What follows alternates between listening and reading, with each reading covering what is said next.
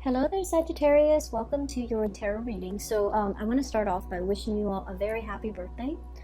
I hope you enjoy, the rest of this year. Let me just talk to you about what I saw, and I'm still trying to make sense of it, but maybe, in the process of talking about it, I'll get some clarity as well for you guys. So first of all, I saw two images, and the first one is, I saw this squirrel, okay? So he's found like two chestnuts or two acorns on the ground. He has something on the ground, and he picks it up, and he has two, and he's holding it in his little front paws. And he climbs up a tree, and he has a tree that he always goes to put away his stash. And he looks around to make sure that no one sees him. And then he burrows himself into this little hole in the tree. And then he puts away his stash, and then he kind of like pokes his head out, looks around to make sure no one sees what he's doing. And then he exits the hole, climbs back down the tree, and starts looking around for more resources, for more acorns, for more things that will sustain him through the winter, okay? And so when I saw this, I was just thinking, it's okay for us to take care of our assets, okay? It's okay for us to kind of like cover our own behind. It's okay for us to be a little bit selfish and learn to take care of ourselves. So that was like the initial message I got that came through. And so what I feel might be really important for you guys as we round out this year is for you to re-examine your financial assets, okay? Look through your ledgers, look through a bank account, look through wherever it is that you swirl away your money to make sure that things are where they're supposed to be, okay? So I feel like there might have been wrong charges to your bank accounts, to your credit cards. There might have been money, inadvertently like taken out, or there might have been wrongfully charged transactions. So I feel like it's really important for you to kind of like look through your financial ledgers to make sure everything is up to date and to make sure that everything is squared away the way it should be. I'm also seeing this sneaky behavior, not in a bad way, of course, of like needing to separate your assets, needing to kind of like swirl money away in a place where it's safe, okay? So like having a safe place or a safe space for yourself or for your financial resources would be really good for you. Having a safe place for you to be in, for you to retreat to when things get a little bit dicey, with whomever you're dealing with. That's also going to be very crucial for this month, okay? So I almost feel like you're gearing up for battle. I almost feel like you're contemplating or thinking about some major big change in your life that requires quite a bit of financial resources, or even resources in general, whatever that might be, time, money, energy, just like you're gearing up for something really big, and you need to make sure that everything is lined up, okay? So I have a Sagittarius moon, and I know Sagittarius people really, really hate like bookkeeping, itemizing, making lists, making, check off things and making sure every little thing is where it's supposed to be. Like that is one of the worst things that a Sagittarius, would like. That's one of the worst things that I feel, you can subject a Sagittarius to, because you guys don't like to do these little minute details that is time consuming and tedious and overall it's not really fun. But because you don't like to do it, I feel like there's more urgency for you to do it, especially for the month of December. So I feel for many of you, this might be a good time for you to just lay out everything in front of you and just take a few hours of your day and try to knock those things out, okay? For many of you, this could be like end of the year like accounting, okay? So itemizing everything that you have spent, all the expenses, all the expenditures, or your revenue, like whatever it is. I see a lot of just numbers, a lot of things in front of you that you have to like itemize, square away, file away. And I know it's very tedious and it sounds so excruciatingly painful to have to do, but it's really important that you do it. Okay, so that's the first thing coming out. And the theme that I'm seeing is definitely kind of echoed in the cards. Okay, so let me show you all the major arcana cards, and I'm trying to make sure I don't lose the order here.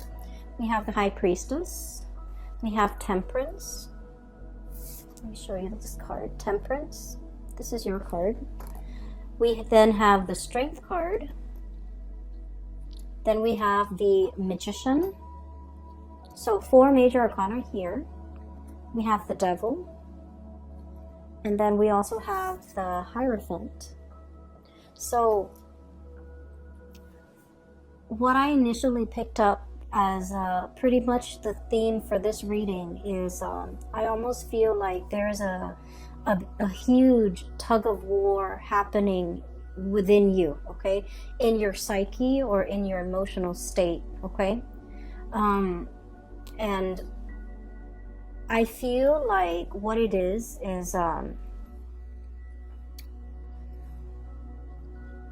you know, there's overall what I'm seeing as a sense of like restraint, and then wanting to the opposite of that. So there, on the one hand, there's this duality about, you know, having a lot of self-control, having a lot of control in general, having a lot of restraint, doing things the proper way, itemizing everything, and making sure that, you know, everything is like calibrated, carefully planned out, carefully thought about, okay? And then the other side of you just wants to like dash in, you know, get your hands dirty, and then ask questions later. And these two sides of yourself are kind of like it's like a tug of war happening within you, and it frustrates you. That's what I feel. And I also feel like with this energy, the High Priestess, hanging on to something very, very tightly, okay? Caring for something, and I almost feel like you might be overstepping your boundaries when it comes to the way in which you take care of another person. And I don't feel like this is something that's happening overnight, or it's something where it's like, you know, once in a while. I feel like this is an ongoing pattern or an ongoing process in which you're doing everything for another person. For some of you, it could be a child. You're not allowing that child to be, you know, self-sufficient. For others of you, it's like, you know, taking on the role of the maternal, the parental figure, so that you're doing something completely for another person, and then they come to rely on you, and then they don't know how to be self-sufficient. Okay, this is like holding on, wanting to control a situation very, very much, like so tightly that it stifles the growth of that entity, that person, that child, that plant, that house pet, that baby, whatever it is. It's stifling the potential and the growth potential of that entity. So I feel like this is an ongoing process, because I feel like it has dragged on for many, many years. And so once we become aware of it, as you guys might have been aware of it, it's really hard to loosen the reins, right? It's really hard to kind of like be so emotionally wrapped up and invested in something, and now all of a sudden you're forced to kind of like, you know, back off pretty much. And now you're racked with anxiety, because you're just like, well, if I backed off, you know, it's gonna fall apart. It's so delicate and it's so fragile. What's gonna happen to it? And I feel like it's not really in your control. It's not really your place to exert that much control and influence over that entity. So I do feel here the universe is pretty much telling you to loosen the reins, okay? Loosening the reins doesn't mean that we're no longer in the driver's seat, we're no longer in control. It just basically means that we're practicing kind of like loving detachment, and we're allowing that entity enough space and enough distance to grow. And we're allowing ourselves to, you know, trust that we have done a good job, so that when we loosen the reins and back off and step aside and watch it from the sidelines, that it's still going to be able to function and perform the way that we expect it to. Okay, so I feel for many of you, this is a very maternal, paternal type of an energy, where you might be, you know, for example, your kids might be going off to college, and you're just like, oh, you're racked with anxiety, and you're not really sure how they're going to be able to take care of themselves, because you've taken care of everything for them.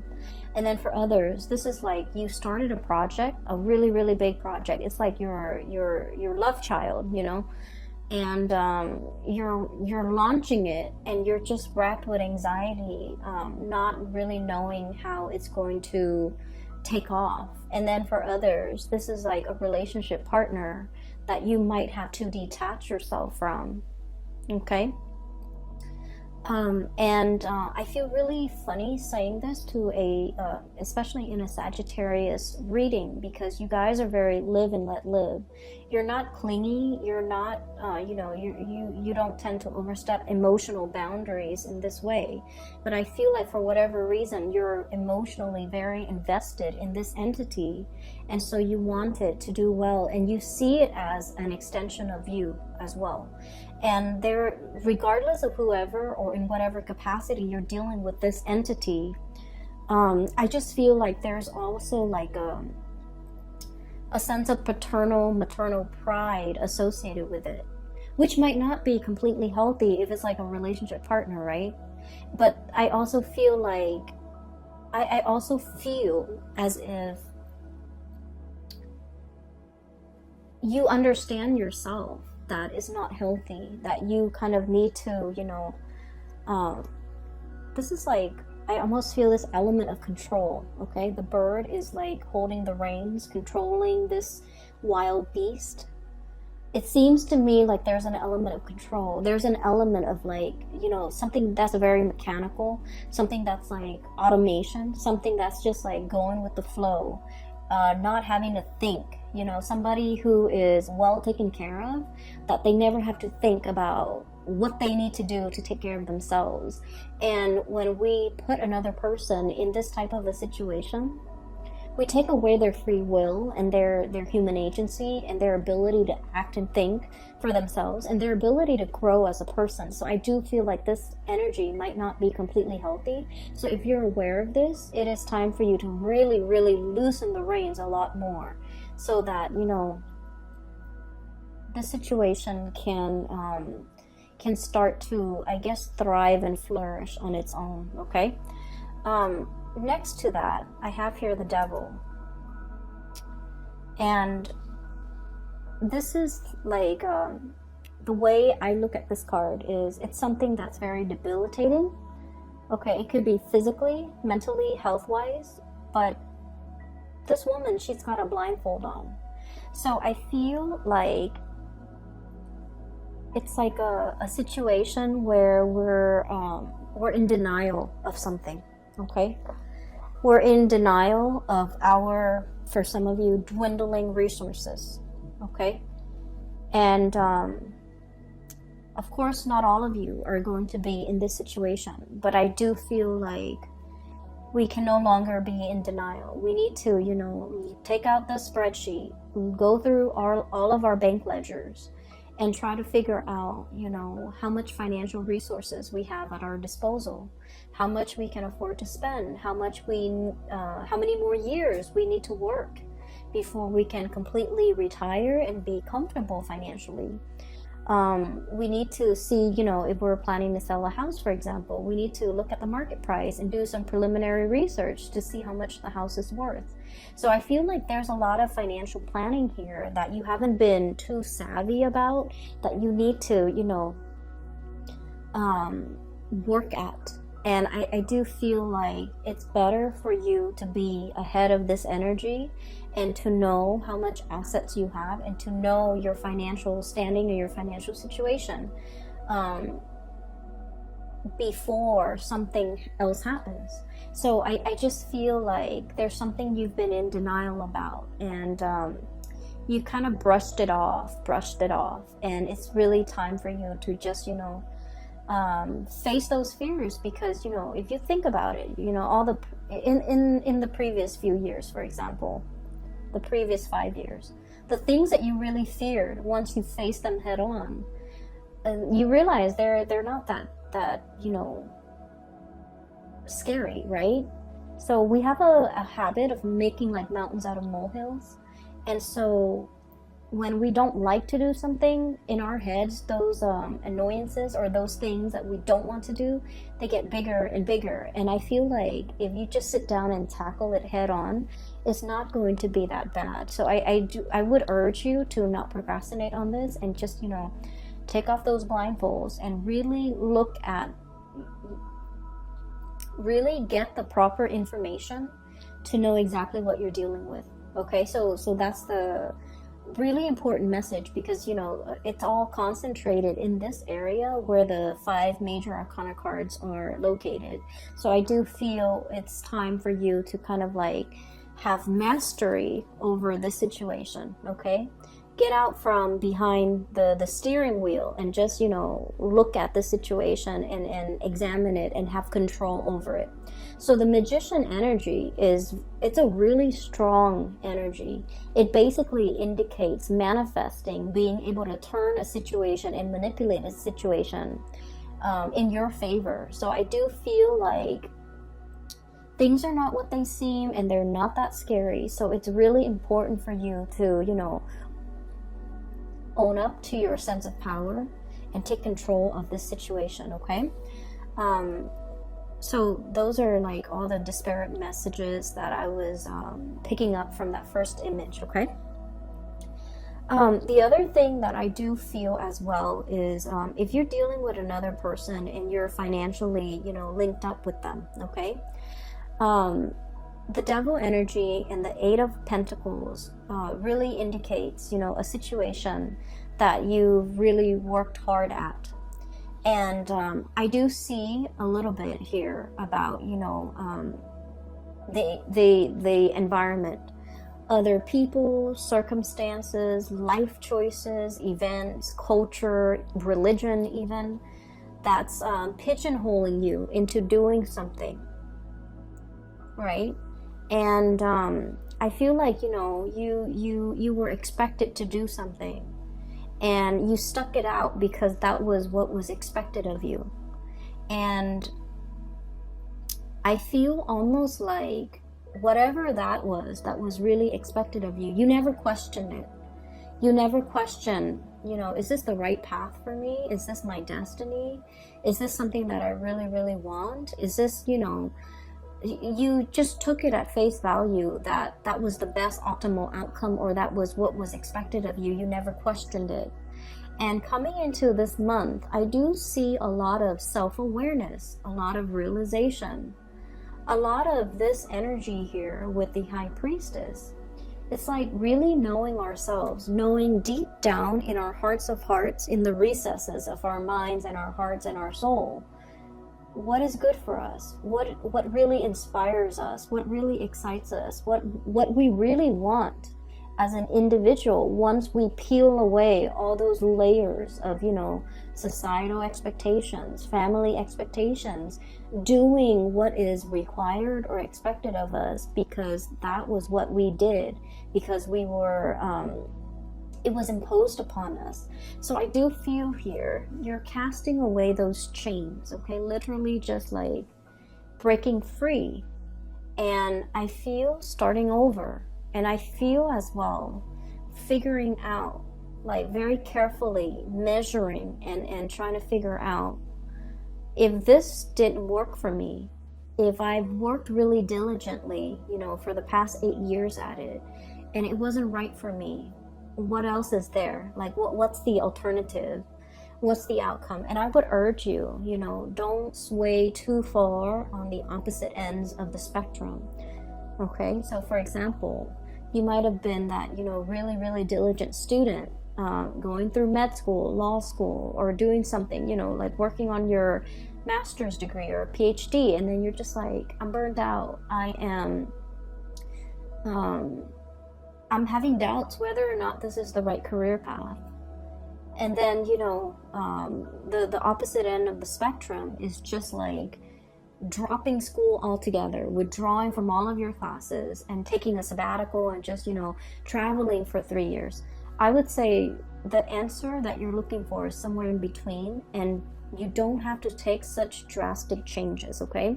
A lot of the times when we feel like we've been shackled or stuck in a situation for so long, once we have our sense of freedom back, we feel like we want to, you know, go wild. But I do sense in this situation, it would be best for you to, you know, have a game plan, lay out something like a blueprint of the alternative courses that you might take, okay? For some of you, this might be a schooling situation because that courses, it resonated. So I feel like chart out a new course for yourself to figure out what's a more moderate or less extreme road or route that you can take. In once you've decided this is not right for you, what is a more or a more moderate or a better fit for you? So going from there, okay? So don't let your energy fluctuate to the other end of the spectrum, because I feel like you might make some decisions that you're going to regret. Okay, so just a heads up, because I do feel this tug of war. And you know, when you look at people in a tug of war, it's like you have a bunch of people on one team and a bunch on another. And if they're constantly tugging, then no one's really falling down. However, if one side decides to just let go of the rope, the other side will be able to pull, and then all of their members will like stagger to the floor, right? So I feel like maintaining that push and pull, and also that equilibrium, is going to be really important, so that you don't so that you're still, you know, finding your center, and so that things don't drastically go awry, okay? So I hope that the reading still resonates, and I hope that you're still watching this, and I hope that it is still going to be helpful for you guys. Now, the last 4 cards, you have some really good, amazing cards, okay? So I feel like there was some major things, hurdles that you have jumped through as we round out the month of November. And so we're going into December, where a lot of this is still in your head. And it's still kind of like, you know, plastered, I feel like, on the right side of your head. You're going about your day, but you're still thinking about it because it's plastered on this side of your head, and you're still like, it's weighing you down a little bit. It nags at you, and you're just like, okay, I'll take care of it. But I do feel like, you know, finances needs to be ironed out. Figuring out the next path. I feel for many of you, I do see a lot of people who might have finished like a specific course of study, and now they're contemplating, do I go for more education, or do I want to get out into the world and make money? For some of you, you're impatient. You want to go out there and make your mark on the world, make money, and not be like, you know, struggling financially while you're in school. It's not fun. And so you're really trying to, you know, grapple between like more schooling so I can like increase my earnings in the future, or start working now so I can get the work experience while the going's hot. I feel like you're grappling with these major life change and turning points in your life. For others as well, I feel like, you know, divvying up your assets. So it could be like filing for something, and you filing papers, filing for something, and you're trying to swear away or swirl away some assets, hide some assets, so that it doesn't show on your statement. So there's something like that happening. And I just feel like moderation is the key. Okay. Anyway, so on this side, there was another image that I saw, and it looks really good. I actually feel like I'm going to clear these off, because I feel like that energy is done and over with. But let me just leave the cards out here. So what I have here is the 10 of Cups. This is a beautiful card. I have the Knight of Pentacles. I have the Hierophant. We saw that earlier. And then the 2 of Cups. Okay, so these are lovely, lovely cards. So what I saw pertaining to these 4 cards is I see a woman's hands. There's like a bowl, a plastic bowl, and there's some dough, like some flour and water and a little bit of salt. So somebody's like kneading some dough, right? And for those of you who are not familiar with baking and kneading and you know, flour and things like that, so to knead dough, you need, you know, flour and water, right? And you have to be really careful about the amount that you put in. It has to be measured. It has to be measured, okay? Measured perfectly right. So if you put way too much water in, it gets sticky and it just gets into every crevice of your fingers, and it's really frustrating having to knead it because it sticks everywhere. And then if you get it too dry, and every time you thump it down into the bowl, the dry flour fluffs up and gets all over your face, gets all over the counter, it gets all over the surface that you're working on. So a delicate balance, okay? Anyways, I see these hands kneading dough. And so what I feel is there's a specific area in your life where, Sagittarius, you just want to jump right in, roll up your sleeves, get your hands dirty, and just, you know, indulge, okay? Like, I feel this really strong tactile, it's very tactile. It's very, like, it reminds me of, like, one of the Cancerian reading for last month, where I felt like they were just frustrated. They wanted to indulge. They wanted to, like, you know, devil may care. They just wanted to have fun. They didn't want to answer to anybody. They didn't want to restrain themselves. They didn't want to do something. They didn't want to be to have to hold themselves back. So that's what I felt it's like. And for many of you, I feel like this is your energy or another person that you're dealing with. So here's what I'm sensing, okay? There's like a relationship situation here. There is a relationship here. And there are some scenarios that are coming up strongly. I feel for many of you, we have the Hierophant and the 2 of Cups. I feel like you might be dealing with someone who's in a relationship, who's like already married, okay? And then I also feel like the connection between the 2 of you is very strong, okay? It's like the fish, okay?